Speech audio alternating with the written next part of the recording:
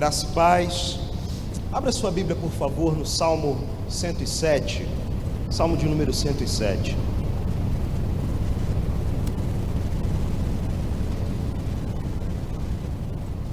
Que hoje possa ser uma noite onde celebremos a grandeza da nossa salvação, que é Jesus. Que essa noite lembremos, tragamos à memória juntos quem é o nosso Salvador, a quem mais devemos desejar nas nossas vidas: Jesus. Salmo 107, versículos 23 a 32. Salmo 107, versículos 23 a 32. Diz assim a palavra do nosso Senhor: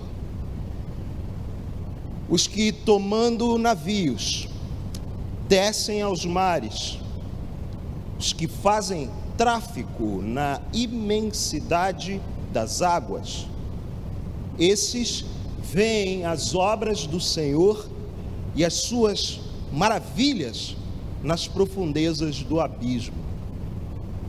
Pois ele falou e fez levantar o vento tempestuoso que levou as ondas do mar. Subiram até aos céus, desceram até os abismos. No meio destas angústias, desfalecia-lhes a alma. Andaram e cambalearam como ébrios e perderam todo o tino. Então, na sua angústia, clamaram ao Senhor e Ele os livrou das suas tribulações. Fez cessar a tormenta e as ondas se acalmaram. Então se alegraram com a bonança, e assim os levou ao desejado porto. Rendam graças ao Senhor por sua bondade, por suas maravilhas para com os filhos dos homens. Exaltem-no também na assembleia do povo e o glorifiquem no conselho dos anciãos. Vamos orar, vamos agradecer a Deus pela leitura da sua palavra, pela liberdade que temos de abrir as nossas Bíblias e cultuar ao único que é digno de todo louvor, toda honra e toda glória, o nosso Senhor Jesus. Curve sua cabeça, feche seus olhos, por favor. Senhor, nos apresentamos mais uma vez diante de Ti nessa noite, colocando nossas vidas como gente que precisa continuamente de Ti, gente que precisa continuamente se apresentar diante de Ti, reconhecendo a nossa condição de originalmente pecadores, e diante disso pedir perdão, mas saber que em Ti, Jesus, não temos essa condição como sentença para a nossa vida, porque em Ti, Jesus, encontramos salvação, em Ti, Jesus, encontramos libertação, em Ti, Jesus, encontramos redenção, em Ti, Jesus, encontramos vida e vida em abundância. E que essa palavra lembre-nos mais uma vez dessa grande realidade para nós essa noite, e faça com que nossas atenções se voltem para aquilo que mais desejamos de verdade, ainda que não tenhamos descoberto. Que seja, portanto, para nós uma noite onde Teu Espírito Santo abra os nossos olhos para contemplar a Tua beleza, ó Rei da Glória, nosso Senhor Jesus. Amém e amém. O título dessa mensagem é O que mais desejamos, e eu encaro essa breve meditação que eu quero fazer com você essa noite, na verdade, como uma preparação para essas duas mensagens que haverão de acontecer nas próximas noites, onde a igreja vai estar reunida aqui no mês de junho, onde será ressaltada a glória do Calvário. Eu quero compartilhar com vocês esse salmo, na verdade um trecho do primeiro salmo da quinta parte do grande livro de 150 salmos, 150 canções. Salmos fazem parte da literatura poética das Sagradas Escrituras e é compreendido desde a espiritualidade judaica como cânticos. Muitas das canções que incluímos no nosso repertório de igreja são inspiradas ou mesmo transliterações diretas dos Salmos. E esse Salmo 107, que abre uma sessão que vai até o último dos Salmos, o Salmo 150, é um salmo de gratidão. E a ênfase, o tom que predomina nesses salmos que encerram a grande compilação que o livro representa, ele é dividido em 5 partes. Essa é a quinta, conhecida como o quinto livro dentro dessa biblioteca de 150 canções, 150 louvores ao Senhor, que são os salmos. E esse salmo tem uma linguagem que é muito comum para nós, inclusive para nós crentes. Para o meio de crente, essa linguagem náutica, essa linguagem de navegação, ela é constante. Mas essa realidade marítima, ela é muito comum para a gente. E aqui fica um momento você sabia para nós. Você sabia que 80% das coisas que a gente consome no dia a dia, desde pequenos componentes eletrônicos, como um fone de ouvido desses pequenininhos, feijãozinho que você coloca no ouvido, né? Até peças de computador, e indo para refrigeradores, geladeiras, até mesmo automóveis, 80% desses produtos são transportados por vias marítimas. Você sabia disso? Você sabia também que aproximadamente 2.000 homens morrem por ano nesse tráfego nos oceanos do nosso planeta?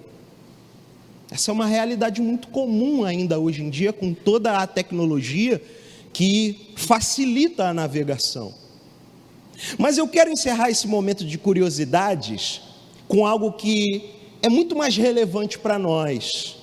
O objetivo de falar um pouco dessa realidade náutica, que era muito comum e usual, quase que predominante em termos de viagens internacionais, na verdade, predominante em termos de viagens internacionais no período bíblico.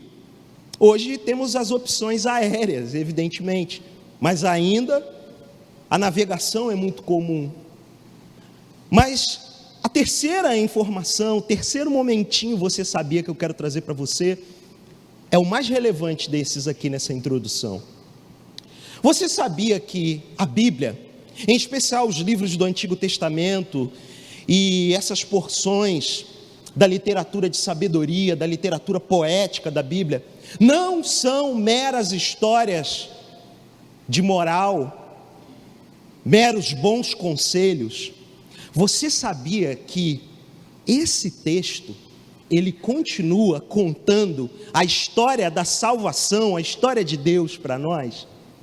É nessa jornada que eu quero, junto com você, explorar esse texto e fazer esse exercício de lidar com a palavra de Deus o tempo todo, em cada momento, em cada busca, em cada mergulho, em cada abertura do livro sagrado, com ardente desejo no coração de contemplar a beleza do nosso Rei da Glória, que é Jesus. O fôlego que a gente precisa para a nossa jornada, o sentido que a gente precisa para a nossa vida. Ei, você como crente que está aqui, o diácono José Devaldo perguntou, quem aqui nos visita? Então a maioria, todos são de casa. Na verdade ninguém levantou a mão, então estou pressupondo que na real todo mundo é crente. Então que essa mensagem sirva para nós cristãos aqui, lembrarmos que o fôlego da nossa vida, à medida que temos esse relacionamento tão caro, tão inegociável com a palavra de Deus, antes de dizer para nós o que devemos fazer, diz para nós o que Jesus fez por nós. E isso é motivo de grande alegria, e isso é motivo de estarmos reunidos aqui, e mais ainda, isso é motivo da gente viver para a glória dele. Salmo 107, de 23 a 32, monta um cenário que se repete em alguns momentos na Sagrada Escritura. Não como uma literatura, um cântico poético, mas como uma dura realidade. Em Atos dos Apóstolos, capítulo 27, penúltimo capítulo do relato daquilo que o Espírito Santo fez na vida de homens e mulheres que o Senhor elegeu, chamou para si e enviou como missionários de Jerusalém até os confins da terra, conta o que aconteceu com Paulo, o apóstolo, quando ele foi para a Itália. No caminho da Itália, a partir do versículo 9 de Atos 27, um naufrágio é relatado. Uma grande tormenta no mar europeu atinge a embarcação em que Paulo se encontrava. Então, toda essa linguagem ela é muito comum.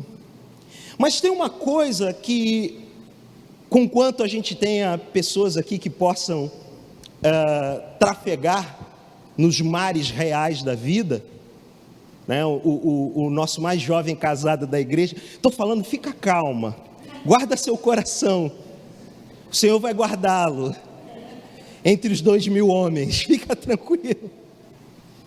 O nosso Nicolas, por exemplo, está numa jornada, está em qual oceano? Você nem sabe, vida de marinheiro. Conquanto a gente tenha pessoas aqui que navegam nos mares reais da vida, alguns que já navegaram muito tempo, como o nosso Falcão, né? A vida é uma grande navegação, uma grande jornada. No inglês, inclusive, eles usam o mesmo verbo correspondente que a gente usa aqui para navegar, para relacionar com questões da vida. Eles usam como exemplo, como eu vou navegar no meu período de universidade, no meu período de estudante. Como eu vou navegar esse período da minha vida? Eles usam essa expressão relacionada ao dia a dia, à lida diária com as coisas comuns. Eu acho interessante essa aplicação do verbo navegação, porque mostra para nós algumas coisas que eu penso que o texto aqui ilustra bem. E uma das coisas que mais me chama a atenção no texto que eu li de forma continuada, e agora eu vou examinar junto com você, versículo por versículo, é que na verdade essa história aqui não é simplesmente essa poesia aqui, ela não é simplesmente uma analogia para os problemas da vida. Ela monta um grande cenário de 4 atos, onde a história da salvação é contada aqui.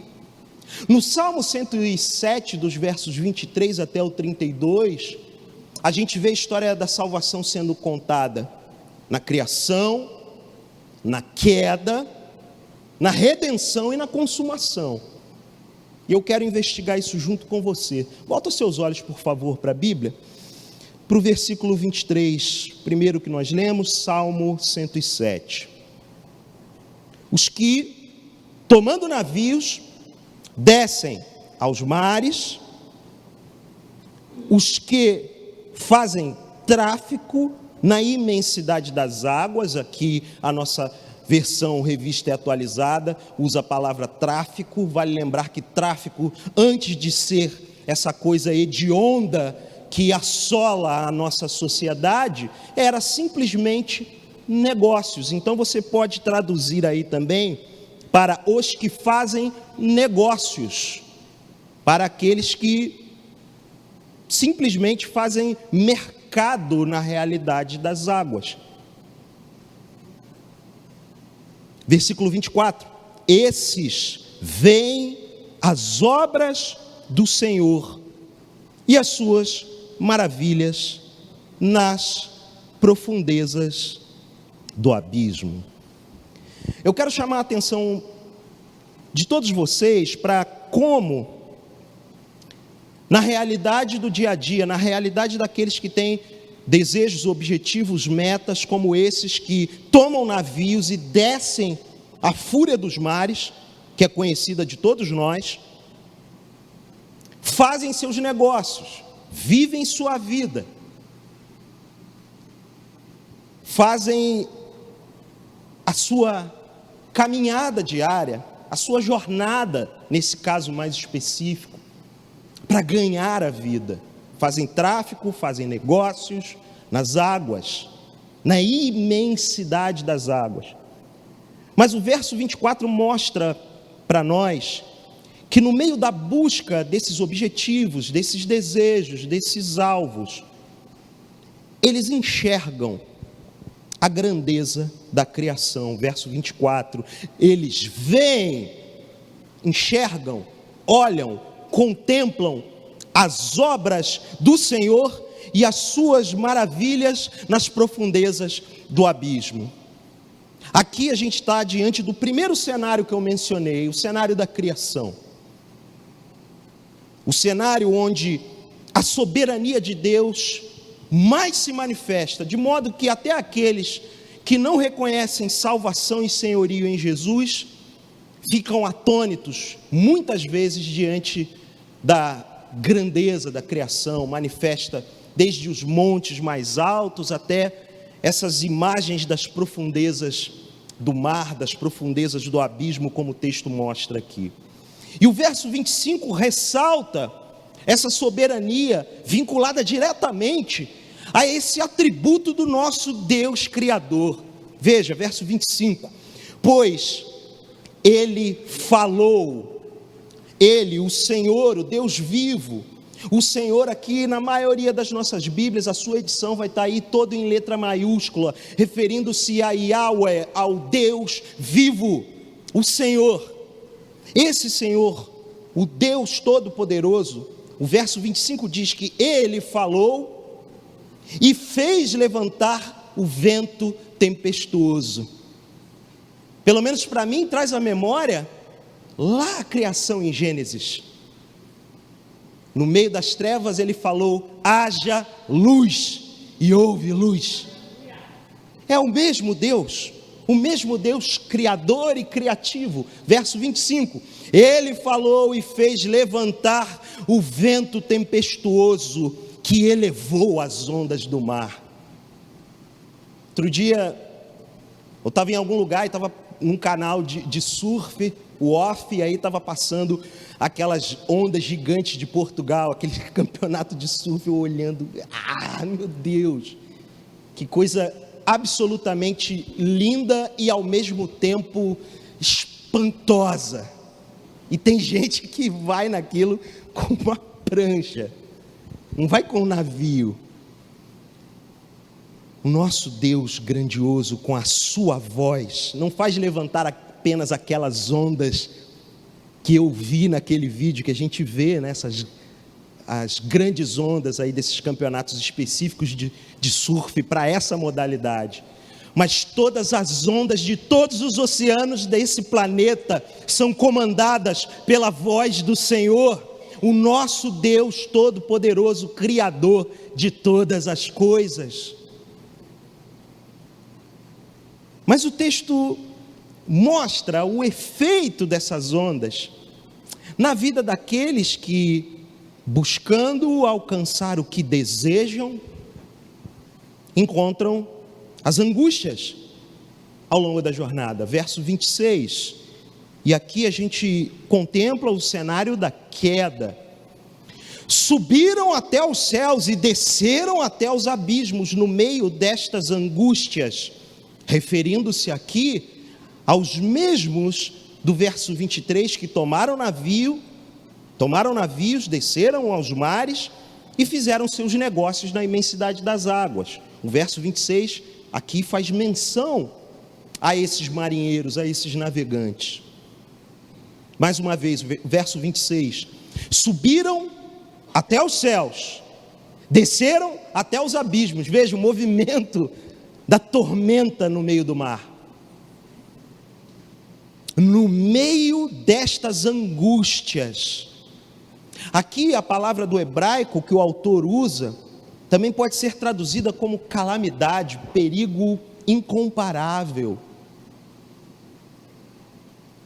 No meio dessas angústias, porque angústias por vezes a gente pode atrelar a uma dor interna, uma dor pessoal, mas o texto original aqui aponta para um desespero que toma tudo ao nosso redor, não apenas dentro de nós. Por isso é importante fazer essa diferenciação aqui do que a palavra no texto original, precisamente, de maneira mais cirúrgica, significa.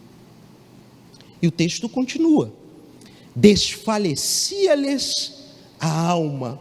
No meio dessa tormenta, dessa tragédia anunciada ao redor desses navegantes, o que há de mais interior neles, a alma deles, as suas almas, desfalece.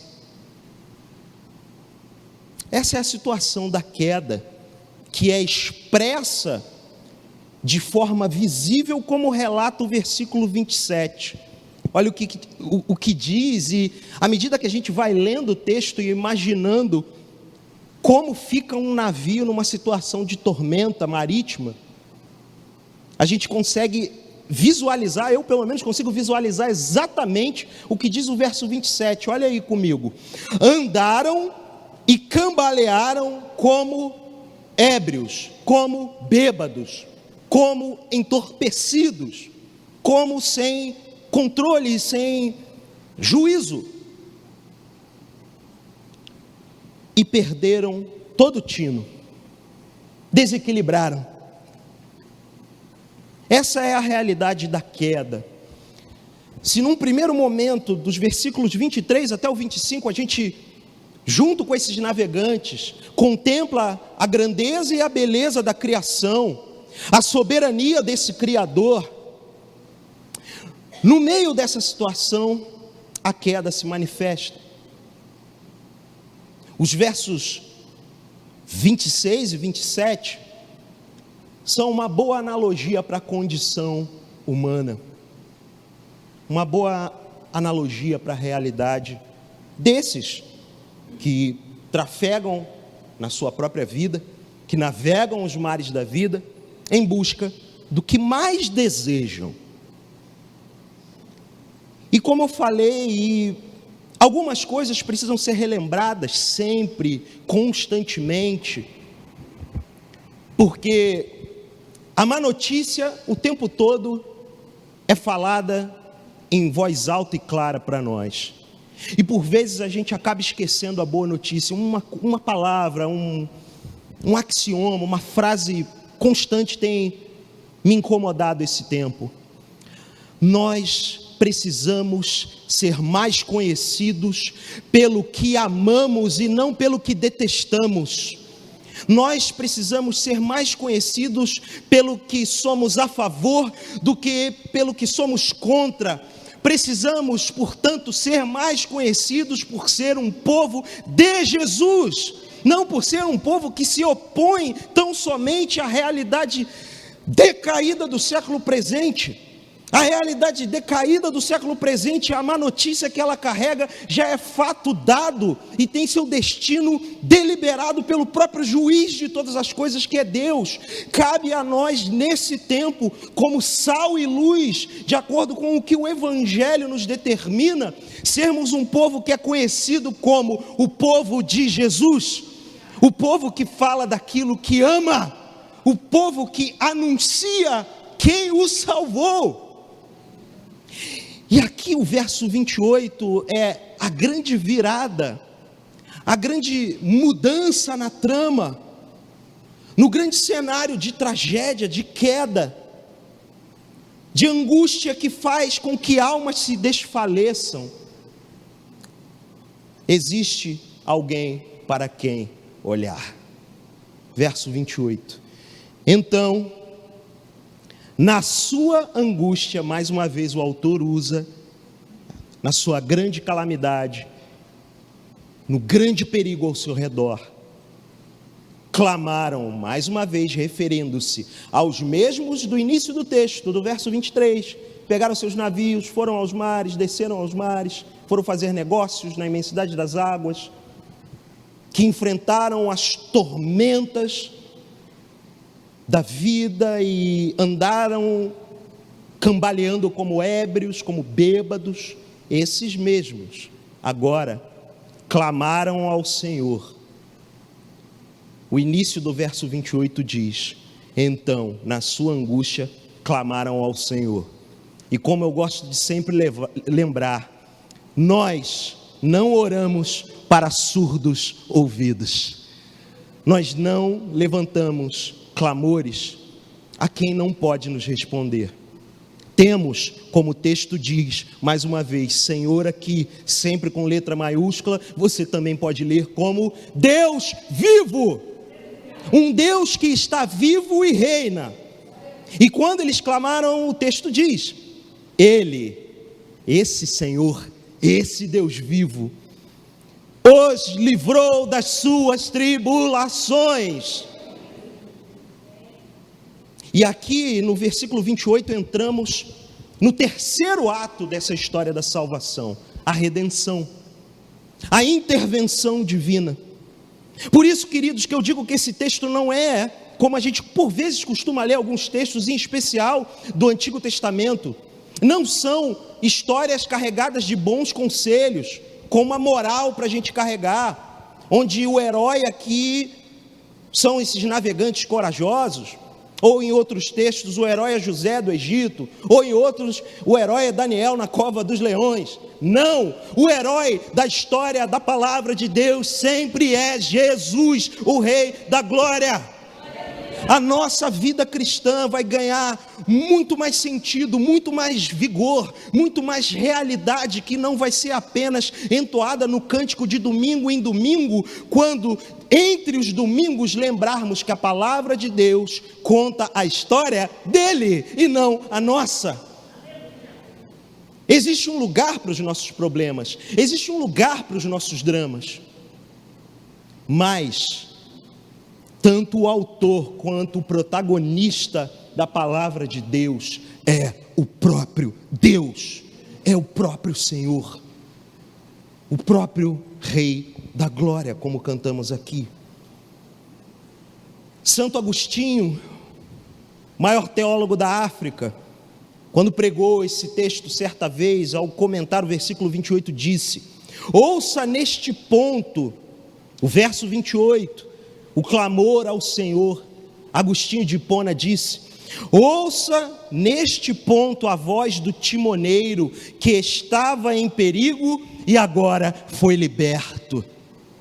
E ele conclui: junte-se a ele e clame ao Senhor.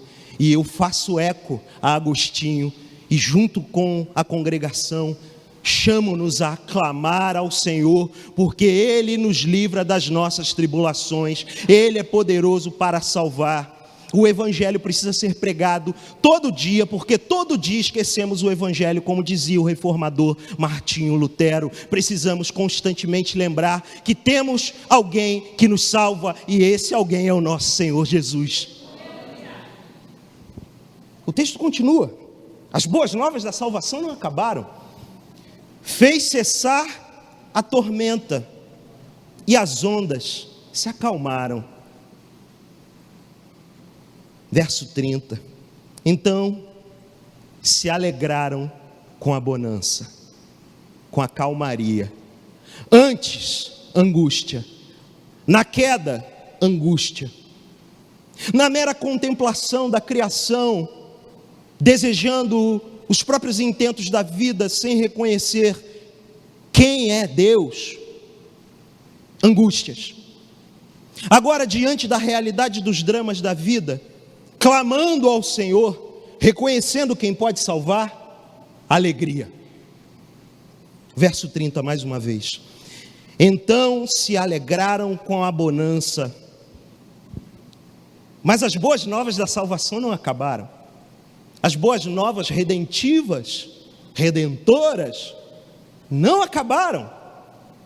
E assim, depois dessa alegria ter chegado, os levou ao desejado porto.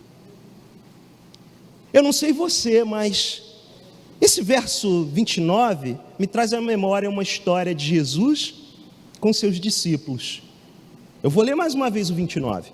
Fez cessar a tormenta e as ondas se acalmaram. Não precisa abrir sua Bíblia lá, mas eu vou ler o Evangelho segundo Marcos, capítulo 4, dos versos 35 e diante. Eu vou ler na Nova Versão Internacional, uma tradução diferente da que a gente usa aqui, que conta e ilustra melhor como Jesus viveu uma situação semelhante a essa, junto com seus discípulos. Tarde naquele dia, Jesus lhes disse: passemos para o outro lado. E deixando a multidão, eles o levaram consigo no barco, assim como estava. Outros barcos o seguiam. Levantou-se então um grande vendaval e as ondas arremessavam-se contra o barco, de modo que ele já estava inundado. Jesus, porém, estava na popa, dormindo sobre uma almofada. Os discípulos o despertaram e lhe perguntaram: mestre, não te importa que pereçamos? Eu adoro esse versículo.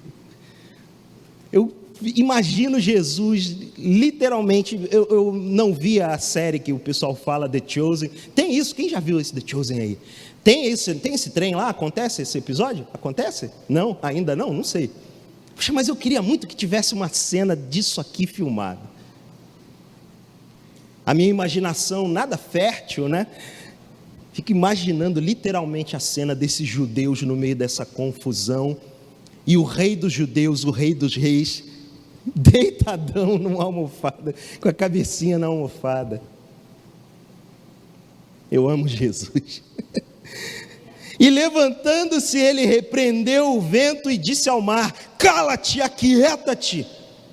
E o vento cessou. E fez-se grande calmaria. A Ara vai dizer que fez-se bonança. A mesma palavra que é usada no nosso Salmo 107. Então Jesus perguntou aos discípulos: por que estáis tão amedrontados? Ainda não tendes fé? Eles ficaram apavorados, eles ainda ficaram apavorados, mesmo depois da calmaria, eles ainda apavorados, diziam uns aos outros, e aí termina a narrativa: quem é este que até o vento e o mar lhe obedecem? Quem é esse senão o nosso Senhor e Salvador Jesus? Quem é esse que pega os caídos e leva ao desejado porto? O texto, no verso 30, conclui dessa forma: então se alegraram com a bonança, com a calmaria, aqueles navegantes, e assim os levou ao desejado porto. O Senhor os levou ao desejado porto. O que a gente mais deseja na vida, o que mais a gente busca para a nossa existência aqui, que, como nós sabemos, ela é muito rápida, ela é muito breve, ela é frágil. E o que mais desejamos aqui? Essa semana, me preparando para essa mensagem, eu me peguei com essa pergunta: o que eu mais desejo? E é claro que eu tenho um monte de desejos temporais, terrestres, diários, planejamentos para esse ano, para o próximo. Mas a vida é muito mais do que isso, porque a gente precisa lembrar de uma coisa: a vida humana, temporal, ela é passageira. Mas nós que fomos salvos, a gente precisa lembrar que temos um chamado para a eternidade. A gente pode fechar os nossos olhos para a existência aqui e agora, mas somos o povo do ainda não, vale lembrar. Não somos apenas o povo do já, somos um povo chamado à eternidade. O que Jesus nos dá a gente? Vida eterna. E eu me peguei com essa pergunta. Eu não quero viver de acordo com os desejos apenas do aqui e do agora. O que eu mais desejo, de acordo com o que a palavra de Deus nos ensina, na verdade é o que a gente mais precisa. E eu quero lembrar para todos nós aqui essa noite que, ainda que tenhamos desejos, e desejos até nobres, desejos até que são ancorados pela realidade da ética cristã, da própria palavra de Deus, nós precisamos nos lembrar que nem sempre o que desejamos é o que precisamos. Essa passagem, esse episódio, que é uma analogia para a soberania de Deus e a gratidão que devemos ter diante dele, ao encarar os intercursos da vida, os problemas da vida, nos faz lembrar que o que a gente mais deseja, na verdade, é aquilo que a gente mais precisa. E inegavelmente, para muito além da religião, para muito além de uma questão de espiritualidade, para muito além de uma questão mística, a grande realidade é que todos nós, sem nenhuma exceção, mais precisamos é de Jesus. O que mais precisamos é do nosso Senhor Jesus na nossa vida. O que a gente mais precisa é... Não adianta essa coisa vaga. Eu preciso de Deus. Quem é Deus? Deus é Jesus, uma pessoa, o verbo encarnado. Por que eu estou fazendo esse detalhamento tão claro? Porque muitos consideram Deus uma série de coisas. À medida que reconhecemos que o verbo se fez carne, reconhecemos a nossa salvação em Jesus, também reconhecemos o senhorio em Jesus. E a nossa vida não passa a ser governada pelo nosso próprio umbigo, por aquilo que pensamos, pelos nossos próprios anseios, desejos e expectativas. Passamos a ser de fato governados por Deus, quando Jesus é o nosso Deus. E junto com o Deus Pai Criador, Ele, o Deus Filho Salvador, enviam sobre nós o Espírito Santo, para fazer com que a gente leia esse texto aqui, e não leia apenas como uma história de moral, bons conselhos, mas que a gente leia esse texto aqui, meu irmão, minha irmã, e vejamos juntos a redenção do nosso Senhor e Salvador, nos chamando a crer nele, nos chamando a confiar nele, nos chamando a sujeitar a nossa vida a ele, nos chamando a render tudo sem exceção, sem reserva a ele, aquele que é digno de receber toda a honra, toda a glória, todo o louvor, toda a adoração. Mas eu disse que essa história de salvação, ela tem 4 atos, e falta eu listar o último. Falei da criação, da queda, da redenção, nos versos 28 a 30.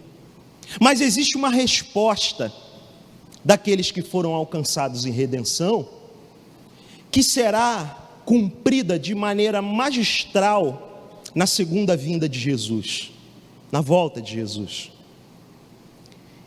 E os versículos 31 e 32 são uma espécie de trailer desse grande dia que há de chegar. Veja o que diz os versos 31 e 32. Rendam graças ao Senhor por sua bondade e por suas maravilhas para com os filhos dos homens. Gratidão ao Senhor, gratidão por Ele revelar a nós aquilo que mais desejamos, quando Ele mostra no meio das situações terríveis da nossa vida o que mais precisamos. E aí, diante disso, a resposta que cabe, a linguagem que passa a se manifestar, não deve ser outra senão graças ao Senhor, gratidão diante de Deus.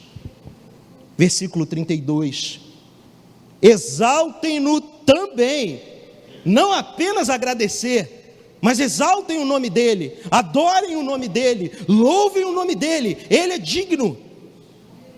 Na assembleia do povo, na reunião do povo, na congregação do povo, e os glorifiquem no conselho dos anciãos.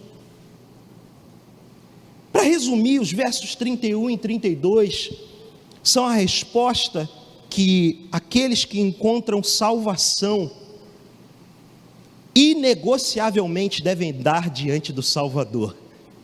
A resposta é, literalmente, uma vida de gratidão, de entrega, de sujeição, de adoração e de glorificação daquele que é digno, o nosso Senhor Jesus.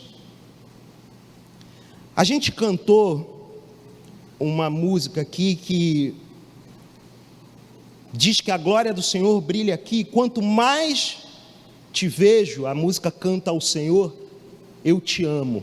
Eu até vou pedir para os irmãos do nosso time já se posicionar aqui, porque eu acredito que a resposta diante da palavra de Deus deve ser o eco dessa adoração a Ele.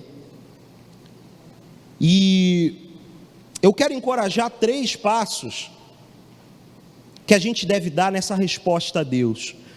O primeiro deles é: para onde devemos olhar? Para onde a gente deve olhar? Eu falei que o título dessa mensagem é o que mais desejamos. Veja, a gente está numa igreja, e é uma reunião de crentes, é uma reunião de discípulos de Jesus, pressuponho. E eu não posso crer que a gente ainda fique se debatendo, desejando outras coisas, que não sejam absolutamente, radicalmente Jesus. Eu quero muito nos encorajar a entender que o que a gente mais precisa é Jesus, no momento em que a gente não está andando como ébrio, e eu não estou falando que você vai ficar literalmente bêbado, nem nada do tipo. O que eu quero dizer é que eu espero que a gente desde já reconheça que o que a gente mais deseja e o que deve dar mais sentido para todos os menores desejos da nossa vida é simplesmente Jesus. É tão somente Jesus, é tão somente o nosso Salvador, é tão somente o nosso Senhor.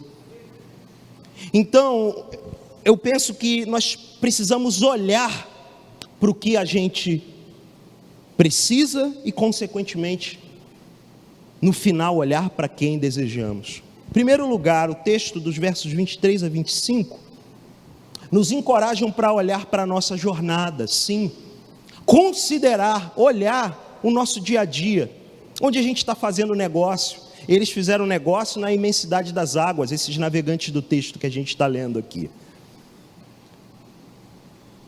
É óbvio que nem todos aqui vão estar envolvidos nesse tipo de atividade, mas eu quero te encorajar, assim, na sua vida com Ele, e ressignificando o que você deseja, considerar a sua jornada da vida. O que gasta teu tempo? O que te tira da cama de madrugada? O que te leva para a cama bem tarde da noite? O que faz você por vezes abrir mão de uma refeição? É um jejum para se consagrar ao Senhor? Ou é para você ficar fit e instagramável? É só uma pensata, eu quero que você pense. Como você olha para a sua jornada, para a sua própria vida? Olha para ela. Eles olharam, esses navegantes aqui olharam, e olharam a grande criação ao seu redor. A segunda coisa, e os versos 26 e 27 mostram para nós, é, sim, olha para os seus problemas, olha para as angústias. Quando eu chamo você, meu irmão, minha irmã, a ser radicalmente centrado em Jesus, eu não quero dizer que você vai ser um alienado da tua dor, para viver em negação, como o mundo da psicologia fala. Eu não quero te propor isso. Ao contrário, eu quero te encorajar a você fazer um olhar franco e sincero para os seus maiores problemas, suas maiores lutas, suas maiores angústias, como o texto original diz, suas calamidades. Olha para elas, encare. Os versos 26 e 27 do texto mostram que por vezes tais angústias são inevitáveis da gente olhar. Você não tem como tapar o olho, não tem como entrar debaixo da cama, não é? Não tem como fugir. Encare os problemas da sua vida. Olha para os problemas da sua vida, sim. Mas, por último, e absolutamente inegável, olha para o seu Salvador. Não estacione na sua própria jornada, no olhar da sua própria jornada. Não deixe o espelho do dia a dia te consumir. Tampouco não deixe a profundidade das águas do abismo dos problemas refletir a sua face aflita e você mergulhar nelas. Lembre-se, tem um Salvador a quem clamar. Os versos 28 até o 30 mostram isso para a gente. Você pode clamar ao Senhor. Na sua angústia clamaram ao Senhor e Ele os livrou das suas tribulações. Na sua angústia, que evidentemente eu não sei qual é essa noite, você pode clamar ao Senhor, ao Deus vivo, ao Deus que vive e reina, e Ele pode vir sobre a sua vida te trazer salvação.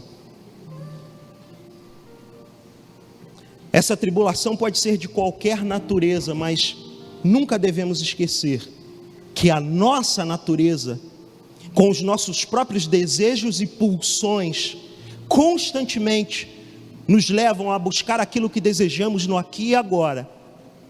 Mesmo crente, mesmo salvo, mesmo batizado, mesmo tomando ceia, como foi hoje de manhã, mesmo com todo esse protocolo religioso, a gente pode navegar por caminhos que a queda se manifesta de maneira brutal na nossa vida. E precisamos nos lembrar, temos alguém para clamar. Estamos no ano aceitável do Senhor, estamos no tempo de salvação. Essa pode ser uma noite de salvação para a sua vida, sim. Ah, mas eu sou crente, eu já me batizei, eu já levantei uma mão para um apelo. Mas talvez só você saiba a calamidade que encontra-se quando você fecha a sua porta na sua casa e tenta deitar a sua cabeça no travesseiro. Jesus, Rei dos Reis, completamente homem e completamente Deus, pôde fazer isso no meio de uma tribulação. Eu e você não podemos. As angústias são muito grandes por vezes, mas a gente pode clamar a esse Deus que literalmente deita a cabeça num travesseiro, e mais do que isso, dá ordem às tempestades para que elas cessem. A gente tem esse Salvador sobre a nossa vida. Olha para o seu Salvador essa noite, contempla a beleza de Jesus essa noite. Acho que a gente pode dar essa resposta juntos a Ele.